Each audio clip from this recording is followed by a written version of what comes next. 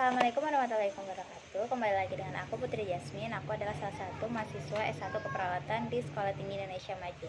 Hari ini pembahasan kita adalah tentang ilmu psikologi yang bertema emosi pada manusia.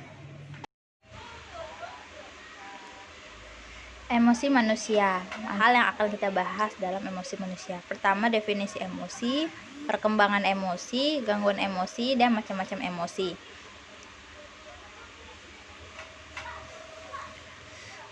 Nah, apa sih emosi? Kecenderungan untuk memiliki perasaan yang khas bila terhadap dengan objek tertentu dalam lingkungannya, menurut William James dalam Week 1995.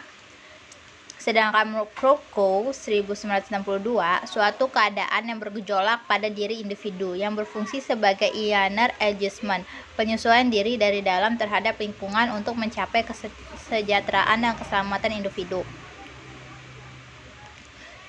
Selanjutnya, Jalaluddin Rahmat 1994 memberikan bumbu bagi kehidupan. Tanpa emosi, hidup ini kering dan gersang.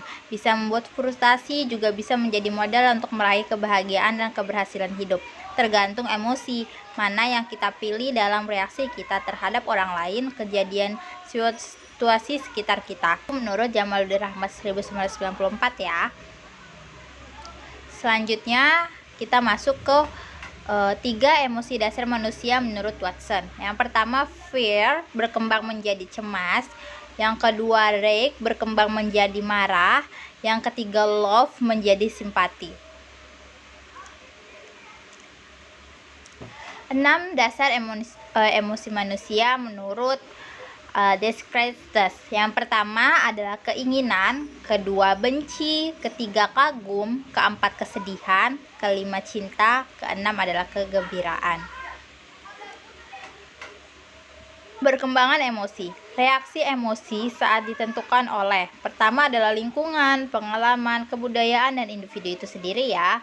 Respon emosi anak kecil lebih sederhana dibandingkan dengan orang dewasa berkembang ke tingkat yang paling rumit.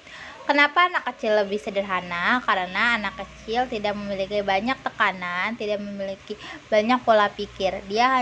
Ketika dia emosi, dia hanya bisa menangis, tertawa, takut, dan lain-lain. Seperti itu ya.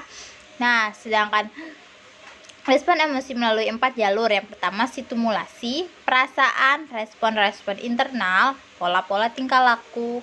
Perkembangan emosi ditentukan oleh proses pematangan dan proses pembelajaran bagi setiap manusia. Jadi, setiap proses pematangan dan proses pembelajaran terjadi perkembangan emosi ya ternyata.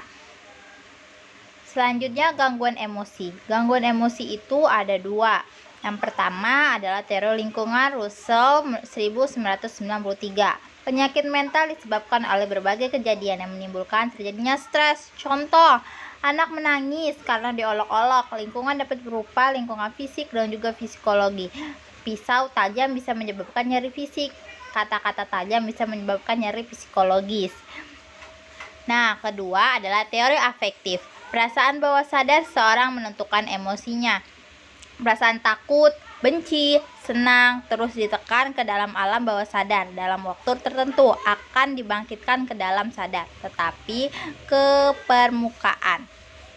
Masalah emosional akan hilang apabila emosi diungkapkan ke dalam kesadaran di individu, menyadari bahwa bagaimana ia telah menciptakan masalah sendiri tanpa mengetahuinya atau tanpa dia sadari ya. Terus ada juga menurut Albert Ellis 1962, masalah timbul bukan karena disebabkan langsung oleh masalah kita atau perasaan bawah sadar kita, tapi melainkan oleh karena pendapat yang salah dan irasional yang disadari atau yang tidak disadari oleh setiap manusia.